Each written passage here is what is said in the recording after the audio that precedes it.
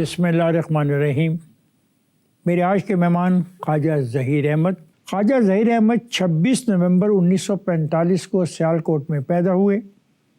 इब्तदाई तालीम सियालकोट से हासिल करने के बाद पंजाब यूनिवर्सिटी से एम.ए. इक़्तिसादियात और फिर LLB किया। 1971 में सिविल सर्विसेज में शमूलियत अख्तियार की। जॉइंट सेक्रेटरी बराए वज़ारत अमूर कश्मीर भी रहे। 1999 से लेकर 2002 तक एशियन डेवलपमेंट बैंक के बोर्ड ऑफ डायरेक्टर्स में शामिल रह चुके हैं। 2003 से 2005 तक वफाकी सेक्रेटरी रहे। साबिक वज़ीर आज़म नवाज शरीफ और शाहिद खाकान अब्बासी के स्पेशल असिस्टेंट के तौर पे फ़राइज़ सर अंजाम दे चुके हैं। आइए उनसे बात करते हैं। सर ख़ान साहब कैसे हैं आप? बिस्मिल्लाह जी, शुक्रिया आपका। ख़ान साहब आप सिविल सर्विस से वाबस्ता रहे हैं जी। क्या आप इस तासर से इत्तफ़ाक़ करते हैं कि पाकिस्तान की जो ब्यूरोक्रेसी है वो मराद याफ्ता तबके के लिए काम करने वाली अशराफिया बन चुकी है? तअस्सुर यही है, जब से ये परसेप्शन आई है कि सिविल सर्विसेज में मुलाजमत की सिक्योरिटी नहीं है, तब से लोगों ने पैटर्न ढूंढने शुरू कर दिए। पैटर्न ढूंढने शुरू कर दिए या इसका नाजायज़ फ़ायदा उठाना शुरू कर दिया है? माली फ़ायदे उठाए हैं। अब शुरू में हर आदमी अपना रोज़ी रोटी पे भी खुश था, काम भी करता था और डिसिप्लिन भी था। सिक्योरिटी की जो बातें होती हैं वो भी मेरे लिहाज से तो एक मिथ ही है, क्योंकि पुराने 1973 से पहले का जो निज़ाम था और बाद के निज़ाम में फ़र्क इतना ही आया है। मुझे याद आ गया कि मुझे याद है 31 मार्च 1973 के दिन सिविल सर्विस अकेडमी के अंदर सदर जुल्फ़िकार अली भुट्टो शहीद चीफ गेस्ट थे।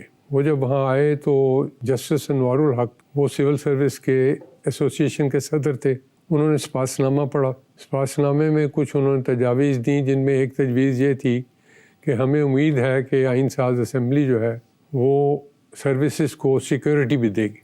तो जब भुट्टो साहब ने उसका जवाब दिया तो उन्होंने कहा कि पहला बात तो उन्होंने कहा कि इस वक्त अपोजिशन ने आइन साज असम्बली का बाइकआउट किया हुआ है। तो मुझे नहीं लगता था कि सिविल सर्विस भी अपोजिशन का साथ दे के डिमांड करनी शुरू कर देगी। लेकिन मैं आपको एक बात बता दूं कि हमारा और बातों पे अभी इत्तेफाक हो रहा है, लेकिन एक बात पे इत्तेफाक हो गया अपोजिशन के साथ कि सिविल सर्विस को कोई सिक्योरिटी नहीं दी जाएगी आइंदा के लिए। तो उस पर लोग बहुत हैरान भी हुए। 10 दिन बाद आइन पास हो गया। तो आइन में जो बुनियादी तब्दीली आई ना सर्विसेज के लिहाज से, वो ये तब्दीली आई कि पब्लिक सर्विस कमीशन जो थे, जो 1973 से पहले आइनी अदारे होते थे, इनको कानूनी अदारे बना दिया गया, आइन से निकाल दिया गया। वो जो कानून बने पब्लिक सर्विस कमीशन के लिए वो बहुत कमज़ोर और उनके फ़राइज़ में कमी कर दी गई। जो चेक एंड बैलेंस था, उससे फ़र्क क्या पड़ा? जो रोल है उससे रोल कैसे चेंज हो गया? आप अशराफिया की तरफ आपको झुकाव कैसे हो गया? वो इसलिए कि जब चेक एंड बैलेंस था कि जो गवर्नमेंट के इदारे थे SNGAD और इस्टेब्लिशमेंट, इनको कुल्ली इख्तियार नहीं था मुलाजमों पे।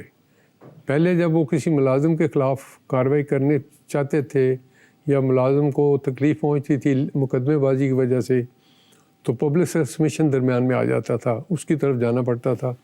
कमीशन से फ़ैसला जो होता था, अगर आपका ख़र्चा हो गया है लिटिगेशन में तो कमीशन वो भी आपको देता था। जब इन्होंने उसको कमीशन को ही ख़त्म कर दिया, उसका वो रोल जो था, 100 साल से ज़्यादा कमीशन जो थे वो 7 फ़राइज़ सर अंजाम दे रहे थे इंडिया में और पाकिस्तान में भी। 73 में उनको सिर्फ 2 फंक्शन दे दिए गए। इंडिया में क्या पोजीशन है उसका? इंडिया मजबूत है अभी तक, उनके फंक्शंस उसी तरह हैं जो पहले चले आ रहे थे, आज भी वो आईनी। तो ये जो रवैया बार बार मैं सवाल उठा रहा हूँ कि अशराफिया की तरफ क्यों झुकाव है, ये क्या हुआ? मतलब ठीक है, मैं मान लेता हूँ कि कॉन्स्टिट्यूशनल अमेंडमेंट कर दी गई, प्रोटेक्शन जो थी वो आपसे छीन ली गई, तो इसका ये मतलब था कि आप अशराफिया के साथ मिल जाएं और आम आदमी के जो मसाइल हैं वो as a AC, as a DC, as a commissioner, as a secretary सब छोड़ दें। ये हतल मुकान लोग करते तो रहे, लेकिन जब ये नॉन पार्टी इलेक्शन शुरू हुआ ना, तो सियासी जमातों की जगह अफराद जो थे वो ताकतवर हो गए, हल्के ताकतवर हो गए, अफराद ताकतवर हो गए। वहाँ से जो जड़ फड़ी है वो फैलती चली गई। अगर आपको मौका दिया जाए कि सिविल सर्विस में एक बड़ी इस्लाह लेके आए तो आप कौन सी लेके आएंगे? بنیادی طور پر کچھ اصلاحات تو ہم نے 2014 میں کی. بھٹو صاحب کے زمانے کی جو بیسک ریفارمس تھیں جنہوں نے ڈسمنٹل کیا تھا سارا اسٹرکچر اور ایک کنفیوژن ڈال دیا تھا چاروں طرف پیٹرنیج کا, جو آپ نے اشرافیہ کی بات کی ہے نا, اس کا روٹ کاز یہ تھا کہ 73 سے پہلے ہر سروس کی بھرتی سے لے کے اس کی ریٹائرمنٹ تک جو کیریئر پلاننگ تھی وہ پہلے کی پتہ تھی. جب پبلک سروس کمیشن مقابلے کے امتحان کے لیے ایڈورٹیزمنٹ جاری کرتا تھا اس میں دیا ہوتا تھا کہ آپ کا یہ پراسپیکٹ ہے, آپ اس طرح جائیں. 73 میں یہ ختم کر دیا گیا. پھر تھا جو جدھر آئے وہ لے جائے. لیٹرل انٹری بھی شروع ہو گئی. لیٹرل انٹری سے کیا نقصان ہوا؟ لیٹرل انٹری سے یہ نقصان ہوا کہ وہ ایک بیک ڈور کھل گیا سروس میں آنے کے لیے. لیکن جب یہ لیٹرل انٹری کھلی, ادھر سے ادھر سے جدھر سے مرضی آیا, کسی نے داماد بنانا ہے تو اس کی نوکری تبدیل کروا لی, کسی نے بیٹے کو آگے لے جانا ہے تو اس کو نوکری تبدیل کرا لی. یہ کتنا عرصہ چلتا رہا؟ یہ چلتا رہا, ابھی تک چل رہا ہے. ابھی بھی چل رہا ہے. بھٹو کے دور میں کام کرنے کے طریقہ کار اور آج کے دور میں کام کرنے کے طریقہ کار میں کیا فرق ہے؟ میں ذاتی طور پہ تو یہ سمجھاؤں, مجھے تو کوئی فرق نظر نہیں, کیونکہ اگر آپ کام کرنا چاہتے ہیں تو آپ کام کر سکتے ہیں, لیکن یہ ڈپینڈ کرتا ہے کہ آپ کس جگہ پہ ہیں اور آپ کی ایکسیس کہاں تک. نہیں, یہ بھی ڈپینڈ کرتا ہے کہ آپ کی ذہنی کیفیت کیا ہے. یہ بھی ڈپینڈ کرتا ہے کہ آپ کہاں سے آئے ہیں. جی بالکل. یہ بھی ڈپینڈ کرتا ہے کہ آپ براہ راست آئے ہیں یا کسی پروسیس کے ذریعے آئے ہیں. کیا یہ نہیں کرتا؟ یہ کرتا ہے, لیکن اس زمانے میں اگر بھٹو صاحب کے نوٹس میں کوئی چیز چلی جاتی تھی یا کسی کو پتہ ہوتا تھا کہ پہنچ جائے گی, اس بندے کو کوئی بندہ ہاتھ نہیں لگا سکتا تھا. وہ اپنی مرضی کا کام کر سکتا تھا قانون کے مطابق. ہم نے وہ وقت گزارا ہے. کیا مطلب؟ کوئی مری میں میری پوسٹنگ تھی پہلی, تو مری کا سب سے بڑا مسئلہ تھا پانی کا. سوائے انگریز کے زمانے کے جو ٹینک بنے ہوئے ہیں کشمیر پوائنٹ پہ, اور نتھیا گلی سے پانی آتا ہے ڈونگا گلی سے, تو ہم نے سوچا کہ یہاں مزید ٹینک بنانے چاہیے. تو ایک زمین کھلی نظر آئی شہر کے اندر اوپر پہاڑ پہ, وہ کسی باسر فیملی کی تھی سیاسی طور پہ. ہم نے اس کا نوٹیفیکیشن کر دیا کہ لینی ہے, 4 کنال زمین چاہیے تھی ہمیں. تو چیف منسٹر صاحب تک پہنچے, نواب صاحب اللہ بخشے انہیں, وہ چیف منسٹر تھے. ان کو انہوں نے کہا کہ یہ حرکت کر رہا ہے. انہوں نے کہا کہ مری میرے میں نہیں ہے, مری کا کوئی کام رکوانا ہے تو وزیر اعظم سے پوچھیں. وجہ؟ انہوں نے کہا جی میرے پیسے اس نے دیے ہیں کام کرانے کے لیے, اسپیشل گرانٹس دیے ہیں کہ یہ کام کراؤ, اس کی جواب دہی وہ کرے گا. کوئی رول ریگولیشن نہیں دیا, کیونکہ ٹھیکیداروں نے بائیک آؤٹ کر دیا. پارٹی کے جو وہ کہتے ہیں ہمیں یہ کام دے دو, یہ کام دے دو, انہوں نے کہا نہیں کام دینا میرٹ پہ. تو فائنینس نے بھی, پلاننگ نے بھی اپنے رول ریگولیشن ریلیکس کرتے ہوئے اسپیشل کمیٹیاں بنا دی کہ آپ گفت و شنید کر کے ٹھیکے دے دیں تاکہ کام ہو. کیونکہ مری میں کام کرنے کا 365 دن میں 100 دن ہوتا تھا, باقی دن بارشیں اور برفیں ہوتی تھی. تو لوگوں کو پیغام پہنچ گیا کہ یہ کام اس طرح نہیں ہو سکتا, قانون کے مطابق کام ہوگا. یہ قانون کے مطابق کام کیا ہوا؟ وائی chief minister chief minister Nawab Sadiq Qureshi انہوں نے کہا تھا روک دو میری زمین نہ لی جائے. انہوں نے کہا اس نے لے لینی. وہاں ٹینک بنایا 50 لاکھ گیلن کا. کیا ضیاء اور بھٹو کے درمیان اختلاف ضیاء کی مدت ملازمت میں تبدیلی کے معاملے پہ پیدا ہوا؟ پہلی جو وجہ ہمیں پتہ لے وہ اتفاقاً پتہ چلی. جنرل ضیاء الحق مرحوم نے ایک دفعہ میں کھانے کے بعد, رات کے کھانے کے بعد کافی پہ بلایا ہوا تھا گھر پہ. 3-4 آدمی تھے ہم. اسٹیشن کمانڈر صاحب تھے, کنٹونمنٹ ایگزیکٹو افسر تھے اور میں تھے. تو وہاں ویسے ہی باتیں کرتے کرتے انہوں نے کہا کہ دیکھیے میرے ساتھ بھٹو صاحب آپ کے بھٹو صاحب نے میرے ساتھ زیادتی کی. تو ہم میں سے کسی نے پوچھا کہ وہ اس کو آپ کو 5ویں 6ٹھے نمبر سے اوپر لائے ہیں, زیادتی کیا ہوئی؟ تو انہوں نے کہا کہ میرا ٹینیور 4 سے 3 کر دیا. تیقا خان صاحب تک کمانڈر ان چیف یا چیف آف آرمی اسٹاف کا ٹینیور 4 سال ہوتا تھا. ضیاء صاحب کے جب شروع ہوا تو پھر سارے سروس چیف کا ٹینیور 3 سال ہو گیا. دوسری جو وجہ تھی وہ تھی کہ بلوچستان کے مسئلے پہ بہت سیریس اختلاف ہوا. ڈیفنس کوارڈینیشن کمیٹی کی میٹنگ تھی مری میں. آپ کو شاید علم میں ہو کہ بھٹو صاحب 72 سے لے کے 76 تک اپریل کے مڈ میں مری چلے آ جاتے اور پھر اگست کے مڈ میں واپس جاتے تھے پنڈی. تو مری میں cabinet meetings, inter provincial coordination, defence committee, economic coordination committee, یہ سب میونسپل ہال میں میٹنگ ہوتی تھی. تو ہمیں بھی 3 سال اس کو ہوسٹ کرنے کا موقع ملا. تو ایک دن بڑی جولائی 76 کی بات ہے, بہت دھواں دار میٹنگ تھی, 5-6 گھنٹے چلتی رہی. ہم باہر بیٹھے ہوئے تھے, میرے ساتھ 3 بریگیڈیئر یونیفارم میں بیٹھے تھے, وہ اندر نہیں گئے. بات چیت ہوئی تھی تو ان سے پوچھا تو انہوں نے کہا جی ہمیں چیف نے بلایا ہوا ہے کہ شاید پریزنٹیشن مزید دینی پڑے, کوئی ڈیٹیلز. لیکن جب میٹنگ ختم ہوئی تو بھٹو صاحب ایک دم ابرپٹلی گاڑی میں بیٹھے چلے گئے. جنرل ضیاء الحق بھی چلے گئے, منسٹرز بھی چلے گئے, کیبنٹ سیکرٹری میرے کمرے میں دفتر میں چلے گئے کہ چلو تمہارے دفتر چلتے ہیں. وہ اکثر کیبنٹ میٹنگ کے بعد میرے دفتر جاتے تھے کیونکہ میرے پاس راول پنڈی کا ڈائریکٹ نمبر تھا ایڈیشنل. تو وہاں سے انہوں نے بیٹھ کے, میں جب باہر نکلنے لگا بیٹھو شاید تمہیں بھی کام کرنا ہوگا. میں نے کہا بیٹھ کے کافی شافی منگائی.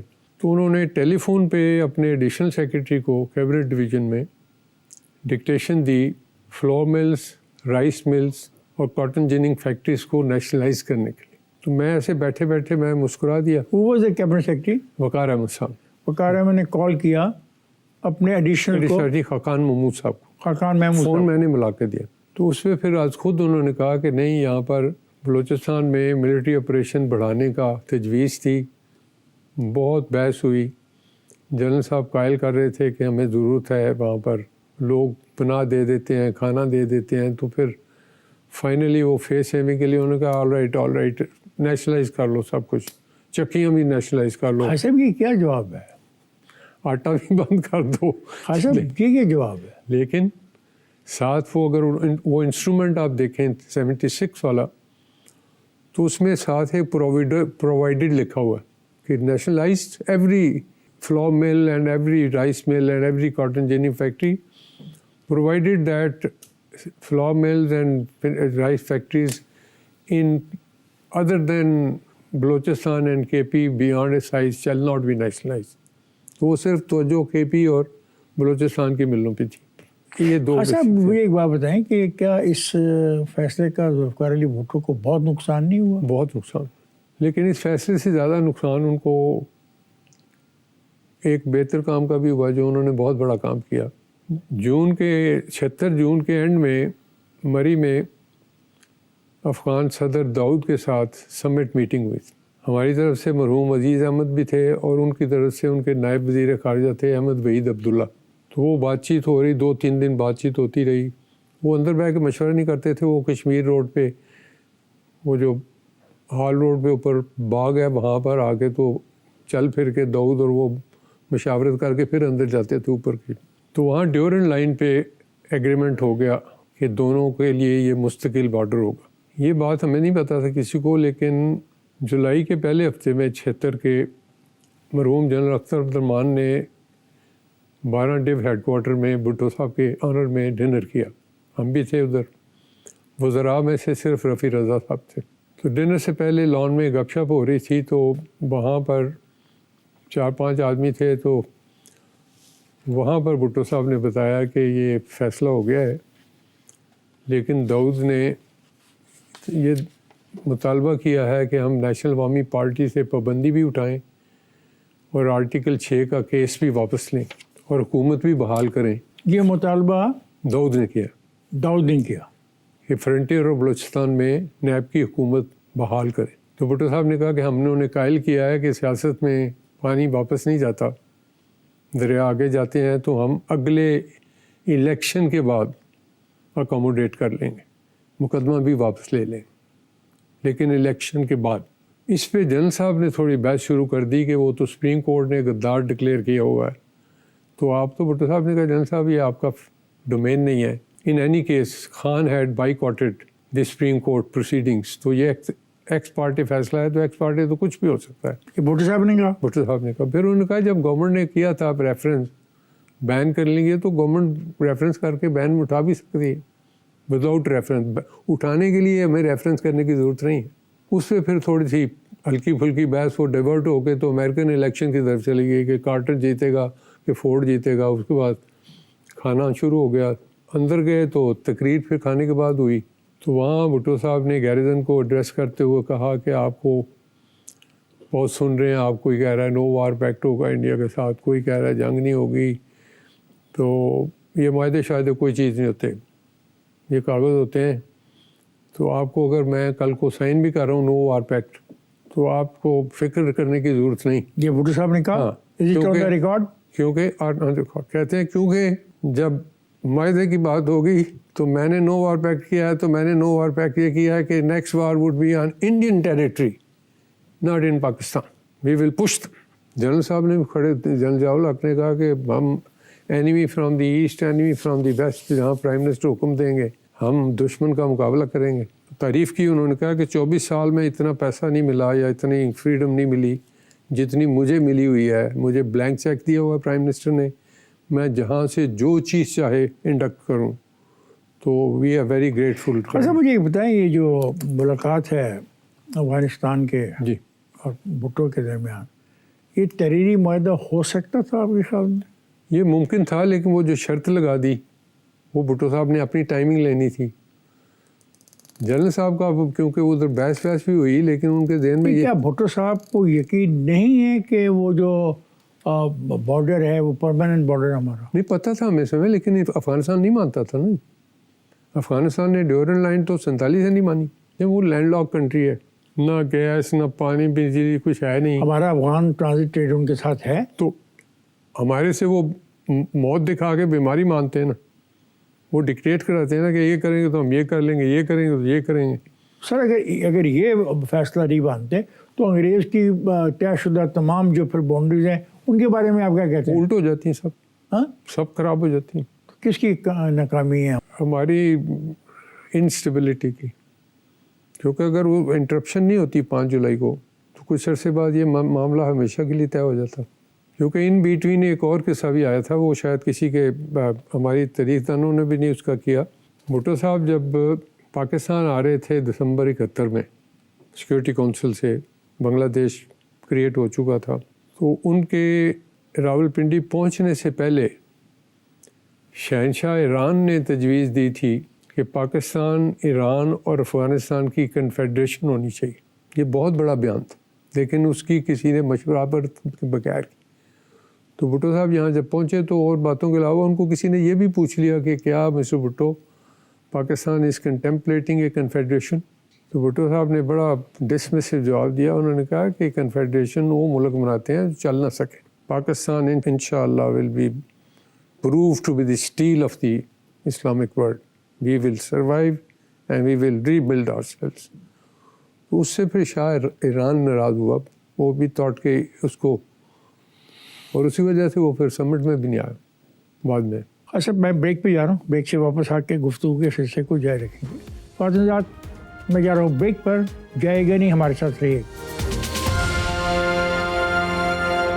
ویلکم ہے خواتین حضرات. آئیے خواجہ زہیر صاحب سے گفتگو کے سلسلے کو جاری رکھتے ہیں. ذوالفقار علی بھٹو کی پھانسی کے بارے میں مختلف تھیوریز پیش کی جاتی ہیں. جی, کیا پھانسی دینے کے علاوہ کوئی دوسرا رستہ نہیں تھا؟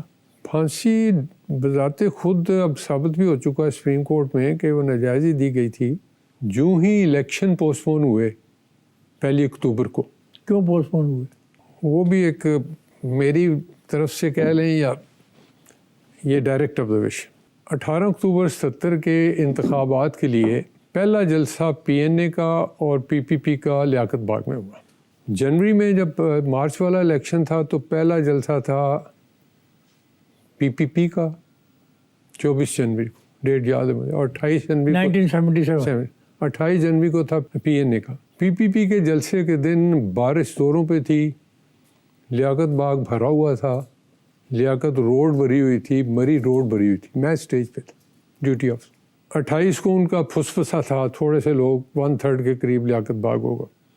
لیکن جب دوسری دفعہ ستمبر میں آئے پھر وہی بات ہوئی. PNA کا جلسہ لیاقت باغ بھرا نہیں ہوا تھا. جب بیگم بھٹو نے کیا جلسہ تو وہی لیاقت باغ بھی بھرا ہوا تھا, یہ ہوا تھا. اب وہ چاروں طرف سے کتنے بندے. تو آپ اس سے ثابت کیا کرنا چاہ رہے ہیں؟ میں یہ ثابت کرنا چاہتا ہوں کہ وہ دفتر سے اب ایک اسیسمنٹ جانی شروع ہو گئی کہ کتنے لوگ ہیں, کتنے لوگ ہیں, کتنے لوگ ہیں. اب اتفاق کی بات ہے, یہ 30 ستمبر کی بات ہے, ڈیٹ مجھے یاد ہے کہ اس دن شیخ عشرت علی مرحوم PPP کے کینڈیڈیٹ تھے MPA کے پنڈی سے. He was concurrently the president of Rawalpindi chamber of commerce and industry. انہوں نے جنرل ضیاء الحق صاحب کو راولپنڈی کلب میں ریسیپشن دی ہوئی تھی چائے کی 4 بجے قریب. صبح کے کسی وقت مجھے فون آیا ایک کہ آپ 4 بجے ہارلے اسٹریٹ میں چائے پئیں. فلاں نے بلایا. میں نے کہا جی میری ڈیوٹی ہے. میں نے نہیں تم 2 منٹ کے لیے آ جانا ضروری ہے. تو میں نے ان کو نیم وعدہ کیا کہ آ سکتا ہوں تو آؤں, نہیں آؤں تو آؤں. بہرحال آپ کی ڈیوٹی کس چیز پہ تھی؟ جنرل ضیاء الحق کے ریسیپشن پہ along with my team. سعید مہدی صاحب تھے ڈپٹی کمشنر ہمارے. تو میں ان سے اجازت لے کے تو گیا وہاں. تو وہاں پر جب میں ان کے گھر گیا تو یہ مرحوم ایم ایچ شاہ صاحب کا گھر تھا, جسٹس نسیم حسن شاہ صاحب مرحوم کے بڑے بھائی. تو وہاں چیف جسٹس انوار الحق بیٹھے تھے, مولوی مشتاق حسین بیٹھے تھے, ایک جنرل قمر صاحب تھے وہ بیٹھے تھے, جنرل عارف بیٹھے تھے, ڈاکٹر نسیم حسن شاہ صاحب بیٹھے تھے, ایم ایچ شاہ صاحب بیٹھے تھے. تو مجھے تھوڑی سی حیرانگی ہوئی کہ یہاں میں کدھر. تو بیٹھے وہ چائے ابھی لے تو ہو گئے. ہاں ظہیر بتاؤ کتنے لوگ تھے کل جلسے میں؟ کس نے پوچھا؟ مول صاحب نے. میں نے کہا جی مجھے نمبر کا تو نہیں پتہ, لیکن میں یہ بتا سکتا ہوں کہ ایک بھرا ہوا تھا اور باہر سپل کر رہا تھا, ایک بھرا ہوا بھی نہیں تھا. تو میرے دفتر میں ہی یہ جو 6 لیفٹیننٹ کرنل بیٹھے ہوتے تھے جو ریٹرننگ افسر راولپنڈی اسلام آباد کی 1977 کے الیکشنوں کے لیے جو ریٹرننگ افسر تھے, وہ میرے دفتر کے ساتھ ہال تھا ڈسٹرکٹ کونسل کا, ادھر ان کے دفاتر تھے, چائے بابا میرے ساتھ پیتے تھے. ابھی وہ بیٹھے ہوئے تھے تو جنرل عارف صاحب کا فون آ گیا وہاں. انہوں نے کہا کہ کرنل صاحب سے بات کراؤ. وہ ایک 16 پنجاب کا سی او تھا, اس سے کرائی. تو اس نے فون سن کے جی سر کر کے تو انہوں نے کہا بھی مارچنگ آرڈرز ہیں, we all have to rush to our respective regiments. انہوں نے کہا وہ بس تھا ٹیلی فون اسٹیشنری ٹائپ رہے. انہوں نے کہا کہ leave everything and rush to your regiments. تو وہ چلے گئے. تھوڑی دیر بعد مجھے اے سی کوٹے کا فون آ گیا کہ یہاں تو گڑبڑ ہے. میں کہا کیا گڑبڑ ہے؟ اس نے کہا جی وہ جو یونٹ شاہ تھی اس سے نعرے بازی ہو رہی بہت. اگلے دن پتہ چلا کہ وہ کرنل صاحب کی چھٹی ہو گئی نوکری سے. کرنل لطیف بیگ تھے, کوئی Abdul Latif Baig, army supply corps, کہ وہ ڈسپلن نہیں رکھ سکے. انہوں نے کہا میں پنڈی بیٹھا ہوں, میں ڈسپلن کدھر رکھوں. شام کو براڈ کاسٹ آ گئی الیکشن پوسٹ پون. الیکشن پوسٹ پون کب ہوا سر؟ 1 اکتوبر کو, اسی دن شام کو. کس تاریخ کے لیے؟ جو 18 اکتوبر والے تھے سائنڈ آئی تا حکم ثانی. پھر یہ کب الیکشن ہوتے ہیں؟ پھر اگلی تاریخ دی جاتی ہے 23 مارچ 1979 کو. جس میٹنگ کی آپ بات کر رہے ہیں, کیا یہ میٹنگ ذوالفقار علی بھٹو کو ہٹانے کے بعد ہوئی؟ بات کی بات ہے نا, یہ میں پہلے 30 ستمبر کی بات کر رہا ہوں. 1 اکتوبر کو پوسٹ پون ہو گئے الیکشن. جو وہ الیکشن جو ضیاء الحق نے کہا تھا کرانے کہ میں 90 ڈیز میں کراؤں گا.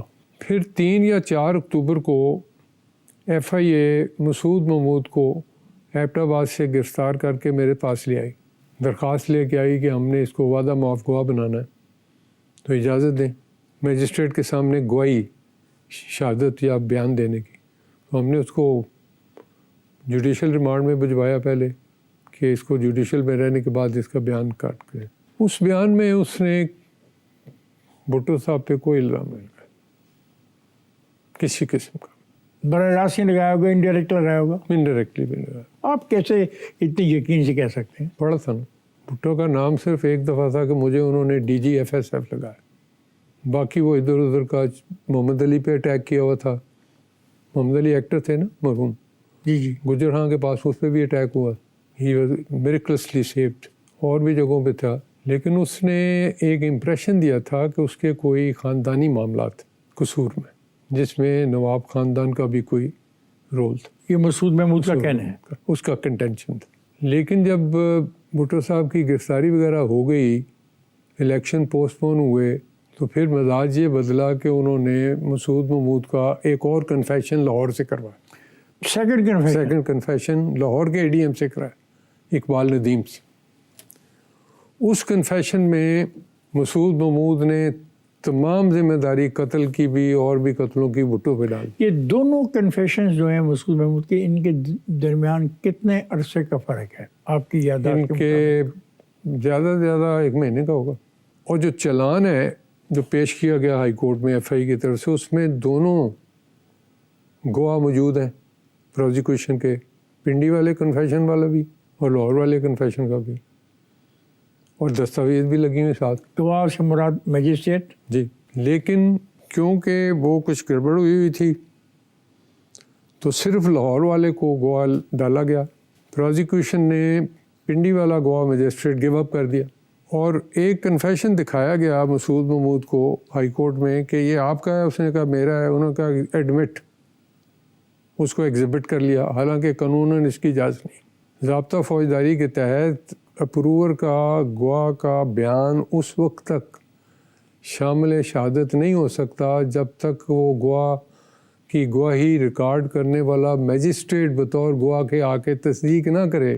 تو یہ جو دوسرا پیش کیا گیا اس میں صرف مسعود محمود کے ہی تسلیم کرنے پہ ایڈمٹ کر لیا گیا اور یہ نہیں پوچھا گیا کہ کس میجسٹریٹ کے آگے یہ بیان دیا گیا. کاغذات میں ایسی کوئی چیز نہیں، کوئی چیز ریکارڈ میں کوئی چیز نہیں. تو یہ مطلب آپ ایک نئی تھیوری آج ہمیں دے رہے ہیں. آپ کی یہ تھیوری ہے کہ مسعود محمود کے دو بیانات جی اور دوسرا بیان تھیوری نہیں، ریکارڈ کی بات ہے. آپ ریکارڈ پہ لا رہے ہیں کہ دوسرا بیان جو ہے وہ غیر قانونی ہے. بالکل اور اس کو بنیاد بنا کے ذوالفقار علی بھٹو وہ کو پھانسی سنکرونائز کر دیا نا دونوں کو کہ دو جگہ کنفرم ہو گیا. اگر وہاں ہوتا کہ نہیں ہے یہاں ہوتا ہوا ہے تو بینیفٹ تو ایکیوز کو ملتی.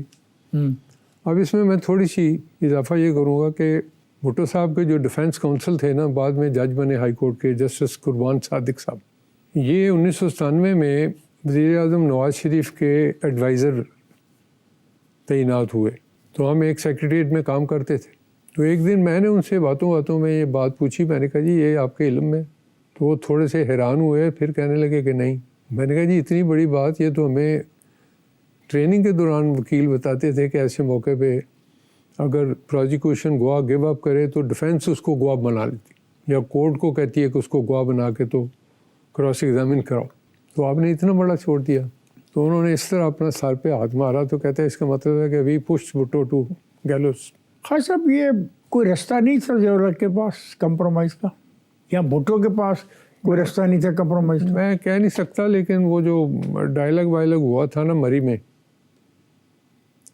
پہلی میٹنگ جو ہوئی تھی کو کے بعد، اس میں تلخی ہوئی تھی اور بھٹو صاحب نے کوئی دھمکی غالباً دی تھی کہ الیکشن کے بعد میں کچھ کروں گا. سر ایک دفعہ پھر ایک بریک ہے اور مجھے بریک پہ جانا ہوں. اور رات ہم جا رہے ہیں بریک پر. جائے گا نہیں، ہمارے ساتھ رہیے گا. Welcome back. آئیے خواجہ ظہیر صاحب سے گفتگو کے سلسلے کو جاری رکھتے ہیں. اچھا ہم آگے چلتے ہیں. اب لیٹس گو ٹو 1977 الیکشن. اس الیکشنس کو آپ کیسے دیکھتے ہو؟ مارچ والے الیکشن کی دو ڈائمینشن تھیں. اتفاق سے I was assistant commissioner Murree, but I was not a returning officer either for provincial elections اور فار نیشنل. تو نیشنل اسمبلی کے الیکشن میں شکایتیں بھی تھیں، ہوتی ہیں ہر الیکشن میں ہوتی ہیں کہ زیادتی ہوئی ہے وہ. لیکن جب پی این اے نے 7 کی شام کو بائیکاٹ کیا 10 کا الیکشن کا، تو پارٹی کی طرف سے انسٹرکشنز آئیں سارے ممبروں کو کہ کوشش کریں کہ ٹرن اوور اتنا ہی ہو جتنا نیشنل اسمبلی کا. لیکن 10 تاریخ کو ٹرن اوور نہیں تھا. وہ بائیکاٹ جو ہو گیا، بائیکاٹ ہو گیا. لیکن جو ایم پی اے کینڈیڈیٹ تھے وہ تو بڑے کین تھے نا کہ الیکٹ ہو جائیں. تو انہوں نے سوزوکی میں بندہ بھرا، ایک پولنگ اسٹیشن میں لے گئے، پھر انہیں کو دوسرے میں لے گئے، پھر تیسرے میں لے گئے، پھر چوتھے میں لے گئے. تو جال سازی بہت ہوئی، ایکسٹینسو ہوئی. لیکن پروونشل الیکشن نیشنل میں ہوئی ہوگی، رول آؤٹ نہیں کی جا سکتی. لیکن خاصا انہوں نے تو بائیکاٹ کر دیا تھا الیکشن کا، وہ پولنگ اسٹیشن پہ گئے ہی نہیں. لیکن میں یہی کہہ رہا ہوں نا جی، میں یہ جاننا چاہتا ہوں کہ ان 3 دنوں میں کیا ہوا. ان کو انسٹرکشن ملی کہ کوشش کریں پیپل پارٹی والوں کو کہ ٹرن اوور جو ہے اتنا ہی ہو جتنا نیشنل اسمبلی کا. یہ تو ہے نا پیپلز پارٹی کی بات.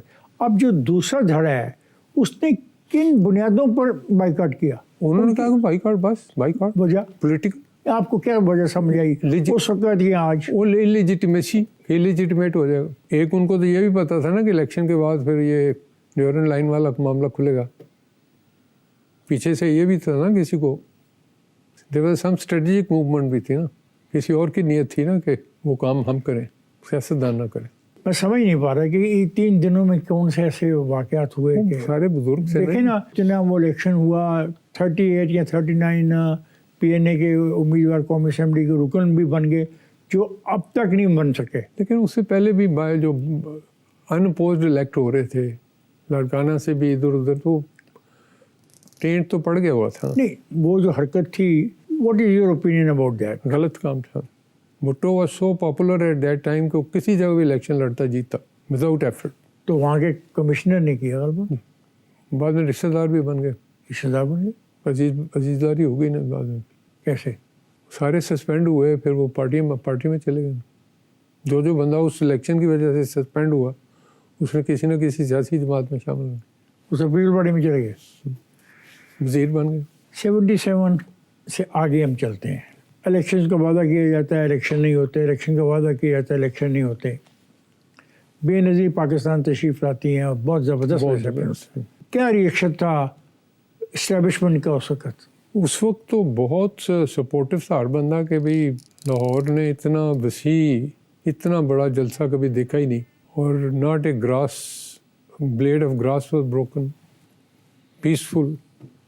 Prime minister was also very happy. Junejo ہی واز ہیپی کہ بہت اچھا ہوا. جنیجو اور ضیاء کی جو اختلافات ہیں، اس میں کیا معاہدہ جو ہے وہ وجہ بنا جس کو ضیاء نورانی نے سائن جنیوا کیا؟ والا ہوا، ورنہ شروع میں بہت سپورٹ بہت تھی.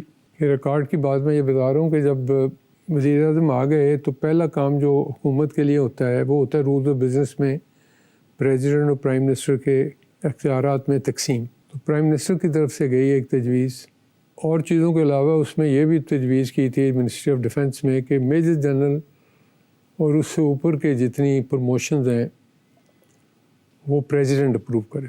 کیبنٹ ڈویژن میں فائل پڑی ہوئی ہے، پریزیڈنٹ نے اپنے ہاتھ سے میجر کاٹ کر اس پہ لیفٹنٹ ڈال دی. پرائم منسٹر کو میجر جنرل تک ترقی کے اختیارات دے دی. حالانکہ پرائم منسٹر خود تجویز کر رہے تھے کہ میرے پاس بریگیڈیئر تک رہنے دیں، لیکن ضیاء نے ان کو کہا کہ صرف لیفٹنٹ جنرل اور اس کے اوپر کے کیس میرے پاس بھیجیں. اس کا مطلب ضیاء اور جنیجو کی اس وقت تک بہت اچھی انڈرسٹینڈنگ ہے. وہ سپورٹ. اور یہ جو کہا جاتا ہے کہ انہوں نے حلف اٹھاتے جنیجو نے کہا پارلیمانی جمہوریت، وہ تو انہوں نے کہا تھا کہ یہ ساتھ ساتھ نہیں چل سکتے، لیکن ہوا یہ کہ حلف کے فوراً بعد کھانا کیا صدر نے، ایوان صدر میں بینکوٹ. وہاں سے ہم نکل رہے ہیں، لوگوں کو سی آف کر رہے ہیں، تو وہاں سارے سروس چیف بھی تھے، تو انہوں نے سلوٹ ووٹ بھی کیا، پہلے بھی کیا بعد میں بھی کیا. تو پرائم منسٹر صاحب کے جو پی ایس او تھے ضیاء الحق نے نہ انہیں ملٹری سیکٹری دیا، نہ انہیں اے ڈی سی دیا فوج سے، نہ نیوی کا، نہ ایئر فورس کا، نہ فوج کا. پولیس کا ایک آفسر لگا دیا ساتھ پی ایس او. تو وہاں انہوں نے کھڑے کھڑے جاوید اکرم صاحب کو کہا کہ شیخ صاحب کو کہیں کہ سمری بھیجیں کہ مجھے فوج سے وہ سارا سٹاف چاہیے جو بھٹو صاحب کے پاس. وہ کسی نے کہا کہ پریزیڈنٹ سوچے، انہوں نے کہا نو آپ نہیں سمجھتے اس بات کو. میں جب واپس جاؤں گا سندھڑی تو وہاں پیچھے بندہ کھڑا ہونا چاہیے ڈائری لے کے، ورنہ وہ سمجھیں گے کہ میں ایسے ہی. یہ حلف لینے کے کتنے عرصے کے بعد کی بات ہے؟ یہ اسی دن شام کی. حلف تو اسمبلی کے اندر ہوا. یہ ابھی جو رواج ہے نا پریزیڈنسی جا کے حلف لیتے، نہیں، جنیجو صاحب کا حلف جو ہے اسمبلی میں ہوا، اسمبلی کے اندر ہوا، اور وہیں سے اختلاف شروع ہوا. چونکہ ہم بیٹھے ہو گیلی ویلی میں تو کیمرہ چل رہا تھا. جنیجو صاحب کے اوپر کو 5-10 سیکنڈ کے لیے لائٹ آئی. لائٹ سارا وقت اسٹیج پہ رہی. وہ واپس آئے تو بڑے غصے میں تھے کہ ان کو پتہ نہیں ہے کہ اب انہوں نے کہا نہیں، انہوں نے کہا بلاؤ سیکٹری کو. تو سیکٹری صاحب کی طلبی ہوئی. کون سیکٹری تھا؟ مرحوم جنرل مجیب الرحمان تھے. لیکن وہ اس وقت جو ان کے عبوری پرنسپل سیکٹری تھے نا انور زاہد صاحب، انہوں نے سمجھایا انہوں نے کہا جی ذرا احتیاط کریں، تیزی نہیں. انور زاہد نے سمجھایا محمد خان جنیجو کو کہ بلا لیں، لیکن جب وہ انہوں نے کہا کہ وہ لے کے آئیں، ریل لے کے آئے صاحب، تو وہ چلائی، لیکن جب وہ چلائی تو اندازہ تو لوگوں کو ہو گیا کہ کیا ہو رہا ہے. تو اس پہ پھر جو پرائم منسٹر صاحب نے ہدایات دیں اس وقت، جو ہمیں پتہ لگا دوستوں سے، کہ انہوں نے کہا کہ میں نے اس لیے آپ کو بتایا ہے کہ ابھی ملک میں مارشل لاء ہے، تو جب تک مارشل لاء ہے تو جنرل صاحب مجھے زیادہ ایکسپوجر نہ دیں. آپ نے ٹھیک کیا. تو میسج پہنچ گیا. آپ یہ سمجھتے ہیں کہ انتہا کہاں پہ ہوئی ان دونوں کے درمیان؟ ہمارے سننے دیکھنے میں یہی آیا کہ جنیوا اکارڈ کی وجہ سے اس میں شاید جلدی ہو گئی، یا اس میں کوئی تفاصیل طے نہیں کی گئی مکمل طور پر. یہ موقف کس کا تھا؟ جنہوں نے 8-10 سال جنگ لڑی تھی، ان کا ایک اپنا ان کے نمائندے جوہرک کا یہ موقف تھا. وہ کہہ رہے تھے شاید جلدی میں کر رہے ہیں ہم. ٹرانزیشن بہت مشکل ہوتی ہے. ابھی آپ نے دیکھ لیا نا امریکن نکلے ہیں تو جو کچھ ہو رہا ہے ابھی تک. میں ایک اور چیز بھی آپ سے بات کرنا چاہتا ہوں. سن 85 کے جو انتخابات ہیں جی اس میں بائیکاٹ ہو جاتا ہے. ایم آر ڈی کے جو لیڈرشپ ہے، ایبٹ آباد میں ان کی میٹنگ ہوتی ہے ایئر مارشل خان کے گھر پہ، اور فیصلہ کیا جاتا ہے کہ 85 کے غیر جماعتی انتخابات میں حصہ نہیں لینا. تو یہ موقف درست تھا، کیونکہ بعد میں بے نظیر نے کہا کہ یہ ایسا نہیں کرنا چاہیے. غلط تھا، کیونکہ بائیکاٹ کرنے سے یہ ہوا کہ چلو اسمبلیاں تو کبھی پوری مدت کرتی ہیں، کبھی نہیں کرتی، آتی جاتی رہتی، لیکن سینٹ تو ایک دفعہ بن جاتی ہے نا، وہ تو آدھی آدھی جاتی ہے نا. تو جب سینٹ پہلی دفعہ آدھی ٹوٹی بھی تو آدھی تو موجود رہی نا. حالانکہ جو آر سی او آیا تھا جب ضیاء نے بحال کرنے کی کوشش کی تھی پہلی، اس میں اس نے سینٹ آدھی آدھی کے لیے نہیں کیا تھا. اس نے کیا تھا کہ 2 سال کے بعد 1/3 ریزائن کرے گا، اس کے اگلے 4 سال بعد اگلا 1/3 کرے گا، پھر 6 سال بعد. اس نے 6 سال کو 3 حصوں میں تقسیم کیا تھا. 8ویں امینڈمنٹ نے اس کو 1/3 کی بجائے 1/2 کر دی. تو وہ جو 1/2 تھی بائیکاٹڈ اسمبلیوں نے الیکٹ کی ہوئی، وہ تو جہیز میں ملی نا. تو جب بی بی کی حکومت آئی 88 میں، تو سینٹ تو اس کے پاس ہی نہیں نا. سینٹ تو بائیکاٹڈ اسمبلیوں کی آئی تو پھر آدھی پھر الیکٹ ہو کے آ گئی. آپ یہ کہنا چاہ رہے ہیں کہ جو سینٹ ہے وہ تو سن 1985 کے جو انتخابات ہوئے غیر جماعتی، اس کی پیداوار تھی. اس کی پیداوار ہوئی نا. 88 کی مارچ میں اس نے آدھی ریزائن کر گئی، پھر دوبارہ ریکمپوز ہوئی، اسی اسمبلیوں نے کی جو غیر جماعتی طور پہ منتخب ہوئی. تو پھر جب بی بی آئی تو ساری کی ساری سینٹ تو وہ تھی پرانی. خواجہ ظہیر احمد سے گفتگو آپ نے سنی. یہ پروگرام کا پہلا حصہ تھا. پروگرام کا دوسرا حصہ آپ اگلے اتوار ضرور دیکھیے گا.